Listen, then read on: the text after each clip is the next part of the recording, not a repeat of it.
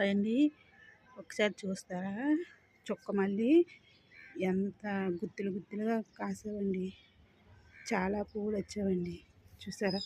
ఇదైతే ఎంత గుత్తిగా ఉంది. చాలా సంతోషంగా ఉంది కదండి. చిన్న జంటేనండి. వేరే దాంట్లో ఉంటే నేను ఈ చిన్న డబ్బాలు వేసానండి. చూసారా? డబ్బా చిన్నదే గోడౌను. చాలా పువ్వులు వచ్చాయండి.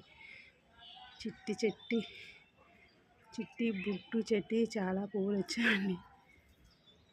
ఇవి కనకాంబరాల్లో వేసుకొని మాల కుట్టుకుంటే చాలా అందంగా ఉంటుందండి.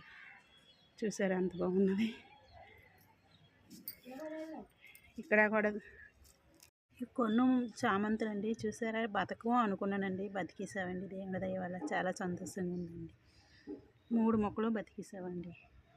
చూసారా? అందులోనే కిచెన్ గత్తమండి. టమాటా మొక్కలు కూడా పుట్టిస్తాయి. ఇకండి ఇందులో కూడా చుక్కమల్లి ఉంది.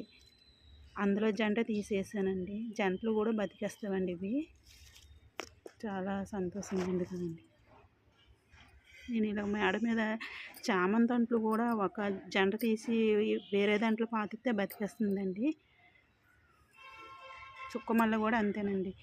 వేరే దాంట్లో జంట తీసి వేరే దాంట్లో పాతినా బతికేస్తుందండి. కరకాయ కలర్ చెట్టు అండి ఇది, చామంతి చెట్టు. చూడు ఎంత చిన్న చెట్టు, బుల్లు చెట్టు. పిట్ట కొంచెం కోతగానం అన్నట్టుగా ఎన్ని పువ్వులు వచ్చాయండి. చాలా పువ్వులు వచ్చాయండి.